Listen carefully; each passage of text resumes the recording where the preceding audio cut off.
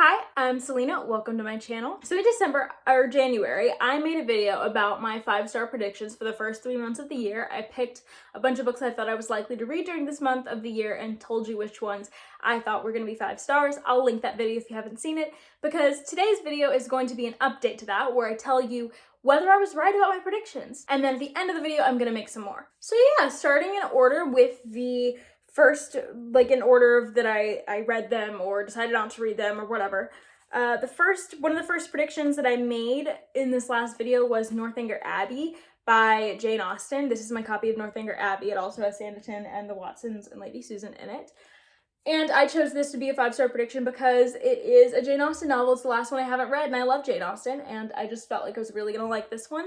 I didn't get to this because I found out that I figured we'd be reading it fairly soon in my Gothic class, but I figured out that we're actually ending the year off with this because it is a parody of the Gothic, so I'm gonna be reading this in May. And so obviously I didn't read it for my first quarter of the year, so it's still a 5-star prediction. It's not gonna be one of my new predictions for the next part of the year, but I mean, I still predict that I will give it 5 stars. The first book off this list that I tried to pick up was actually My Dark Vanessa by Kate Elizabeth Russell.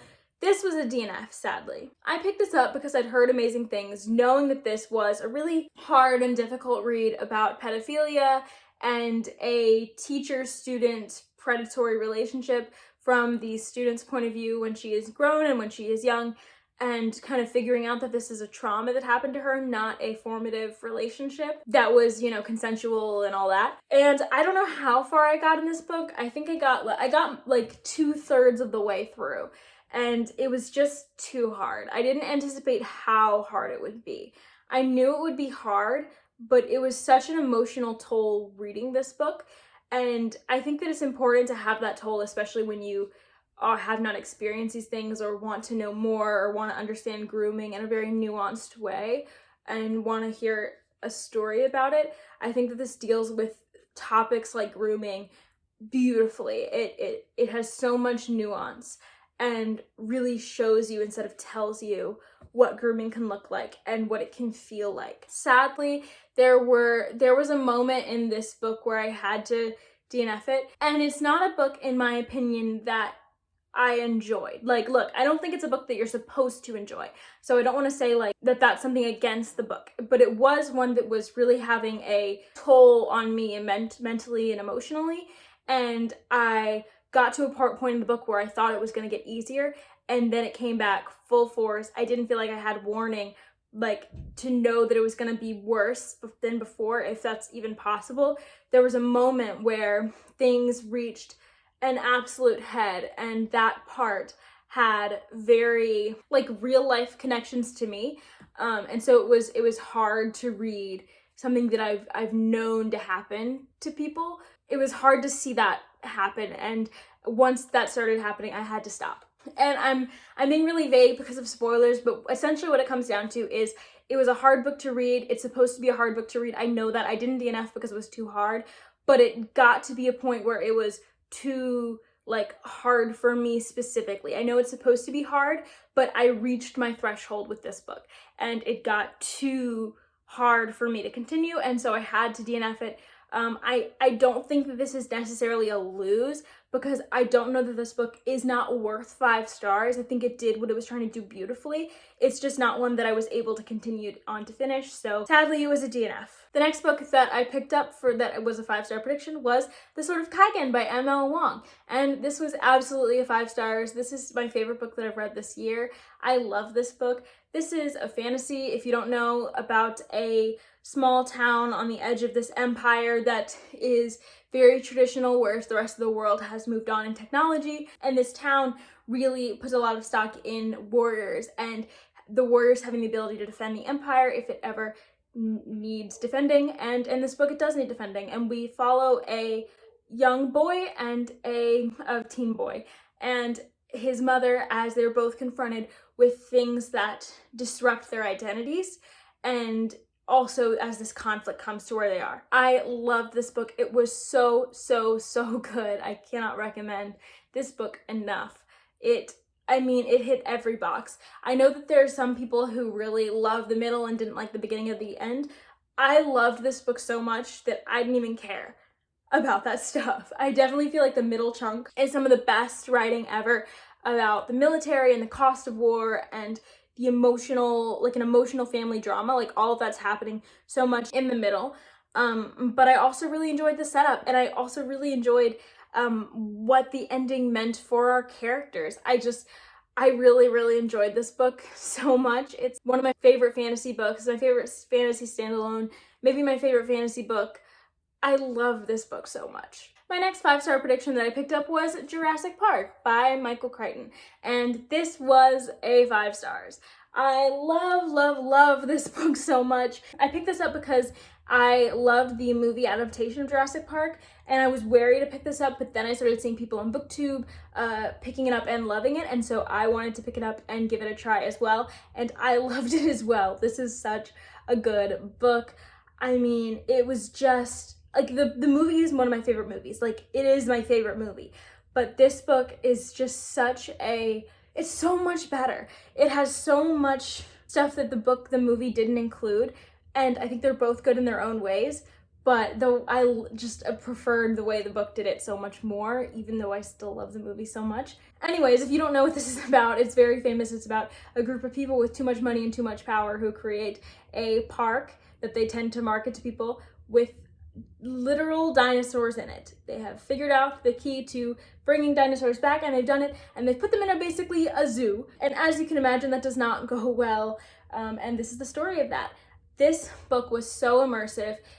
The way that Michael Crichton took us through Jurassic Park, you got to see so much more of it in the book than in the movie, and it felt like a treat to be able to get so much more, because I've always wanted more from the movie on that front. And then the characters were just so much deeper and more interesting. Even if I don't think this is a character-driven book, don't get me wrong, this is definitely plot-driven, and it is a thriller plot that is amazing. Once it gets going, it does not stop. The foot is always on the gas. We do not let up until the end of this book. But the characters were really interesting too. They had very different dynamics and complexities that I wasn't expecting. And I thought that it fit the book so well. And then the consequences of this book were so much bigger than I was expecting them to be, than the movie led me to believe, basically. And I just loved this book so much. It is such a great sci-fi, and I highly recommend it. The next book that I picked up that was a 5-star prediction is Assassin's Apprentice by Robin Hobb. This was a temporary DNF because I just had a lot of trouble with Robin Hobb's writing style, and after picking it up, I don't know if this will be a 5-star prediction. I was always nervous about putting this on 5-star prediction, but I don't think it really is gonna be a 5-star anymore after picking it up. And the writing style was beautiful, but it was just really dense and difficult for me. And at the time I was reading other things and I was in a reading slump, and so I just had to put it down, and I plan to come back to it later when I can get the audiobook and kind of use that to help myself, because sometimes that really helps me with denser writing that I have a hard time keeping my brain focused on. I still really want to get the story delivered to me, but I don't know that I will be able to read it physically, and I don't know that it's going to be a 5-star prediction anymore. So I guess I was wrong about this one. The next 5-star prediction that I picked up was Winter's Orbit by EYERINA Maxwell, and I loved this book so much. It was a 5-star. It was a really sweet romance. I really enjoyed reading the romance between these two characters. We basically follow two people who are forced into, well, they kind of have a little bit of choice over it, but they're put into a rushed marriage alliance, which serves as like a political alliance between two planets. And I really enjoyed seeing these two characters come together. They complemented each other really well. We have a character who is really outgoing and fun and bright and such a amazing personality to be around, and then the other one is very subdued, withdrawn, has experienced some trauma in the past. And oh my gosh, I loved seeing those two come together. I loved seeing the person who had experienced more trauma learn to heal. This absolutely deserved 5 stars, and I'm so glad that I read this book. Oh my goodness. And the final book that I picked up that was a 5-star prediction was Jade City by Fonda Lee, and this was 5 stars. This was such a good book. It was like, I just think that it's pretty stellar in plot and character. It's one of those books that I just think is technically amazing. And the characters are just really deep and interesting. The plot is fun. This is about a world where jade is a substance that can give people powers, and in this city of this country called Kekon, there are gangs that control access to jade and are supposed to be the only people who can wield jade and use its powers, but there's a drug on the market that makes it easier for other people who are not born within these clans, within these bloodlines, to use jade, and it causes some chaos. We are on the brink of a clan war, and we are following one single family in one of the clans, the Nook Peak clan. We follow 3 siblings as they navigate their places within the clan, whether they like it or not. And it was just so good. I was engrossed every single time I picked this one up. I thought that everything was just stellar about it, and it was a 5-star. So yeah, overall, every single book that I picked up that was a 5-star prediction and finished was a 5-star. Jade City, Winter's Orbit, Jurassic Park, and Sword of Kaigen. But there were 2 that I DNF'd, one that is a permanent DNF and one that is a DNF that is a temporary DNF, but I also don't think it'll be a 5-star prediction, and one I have not picked up yet. So I think overall I did pretty well, but I'm so glad that I knew my taste well enough to put a lot of these on here. I'm so glad that I read them as early in the year that I did, and yeah, this was a great experience. I'm glad to do more of them. But for now, let's get on to the new predictions. So the first book that I'm going to say right now is a 5-star prediction is Crown of Feathers by Nikki Palprado. I've had this book for a long time, so I do want to get it off my shelves, but it also really interests me. I think it's about this girl who flees her complicated past that has to do with a sister and just a lot of nastiness she wants to run away from to join the legendary Phoenix Riders. But sadly, the Phoenix Riders don't let girls in, so she poses as a boy to be a Phoenix Rider. And I really want to read that because it sounds amazing. I'm really looking for an amazing YA high fantasy that I love. Ever since rereading some of my old favorites and realizing they're not really to my taste anymore, I've wanted to find some more that are to my taste and that I can give 5 stars. The closest I've come is The Shadow of Kyoshi, which I gave 4.5 stars, and I'll link my review. But I'm really hoping that this could be my first YA high fantasy 5-star, because it just sounds amazing. The next book that is on my 5-star predictions list is A Gift from My Friend Udi, and that is A Wizard's Guide to Defensive Baking by T. Kingfisher. So this is actually being read over on my Discord. Oh, and Crown of Feathers is also on a buddy read option on my Discord for next month. So if you join my Discord, you can join in on our buddy read this month, April, for A Wizard's Guide to Defensive Baking, and you can also vote for next month if you want to read Crown of Feathers with me. But A Wizard's Guide to Defensive Baking is, all I know is it's about this girl who uses baking magic in a world where wizard powers are a thing, but hers aren't considered very useful. And when she finds a dead body on the floor in her bakery, she's thrust into this bigger political picture, and she only has her baking magic to save her.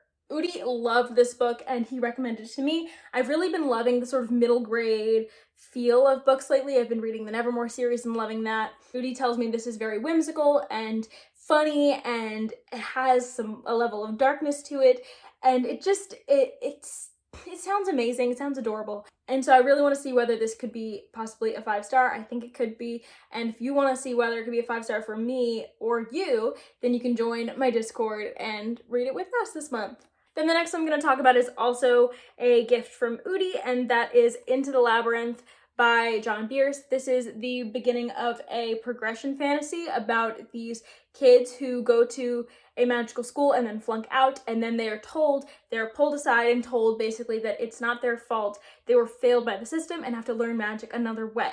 And so this is the beginning of that series. That's all I know about it, but it sounds amazing. Udi loves this series. He's been bugging me to read it. I really want to read it, especially because it really seems like it could have some commentary on disability and schooling and how to best teach someone and how everyone's a different learner. I've heard that it doesn't have that much plot, but it sounds like it's very whimsical and has a cool theme. So I am hopeful that this could be a 5-star.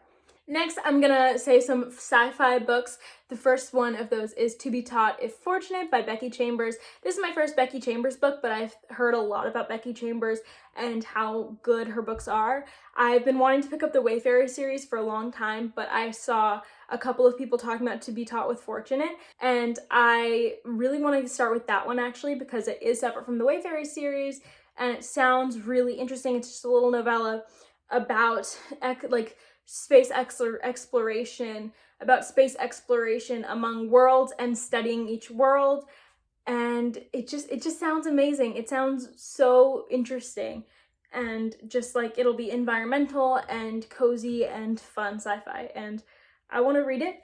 This is also one of the possible buddy read picks for May on the Discord, so if you want to go vote for this instead of Crown of Feathers, and or you can vote for something else that is on the poll, join my Discord. Maybe we'll read this one together. The next sci-fi on this list is The Martian by Andy Weir. So this has amazing reviews. It's been adapted into a movie. It has gained a lot of approval on like a larger scale. I've seen a lot of people on BookTube who love it, including Jesse May, my boyfriend. This is one of his favorite books of all time, his favorite sci-fi. I have high hopes for this book. I've heard it's funny and character-driven and interesting and just really overall really good. I don't know too much to expect other than this is about a person who is on an expedition to Mars who accidentally gets left behind by his crew and has to survive on Mars on his own. It's about his survival story.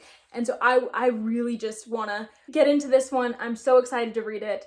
The final two 5-star predictions I'm going to tell you about are 2 new releases in this part of the year. So the first one is coming out in the beginning of May, end of April, depends on which country you're in, and that is Ariadne by Jennifer Saint, I think. And this is just a retelling, it sounds like, of Ariadne from Greek myth. If you don't know Ariadne's story, she helps Theseus navigate the labyrinth, and this is a big betrayal to her father, and then she is not treated so great by Theseus afterwards. And I just think that this would be such an interesting story to see a retelling of. I've always loved Greek mythology, and Ariadne has been one of my favorite figures to read about in Greek mythology ever since, but I haven't really seen her done justice. I haven't read a story like this for her, and so I'm really just excited to see whether this book can pull that off. I love books like The Song of Achilles and Circe, and so this seems like it's right up my alley. And then the final 5-star prediction of this part of the year, the spring part of the year, is The Jasmine Throne by Tasha Suri. I am really, really excited for this one. All I know about this one is it's sapphic, it's high fantasy, it's kind of deconstructing colonial themes, and it's a rebellion. I don't know too much about it because I get it confused with other books, and I also don't love to know too much going into my books, but all I know is I'm so excited for this book. It just seems so good, and I'm really excited. I hope it's 5 stars. I want it to be 5 stars because it sounds, whenever I hear about it, I'm always just like, that sounds amazing. And so it's on this list. Hopefully I will be giving these books 5 stars when I read them. But until then, thank you for watching this video. I will see you next time. Bye.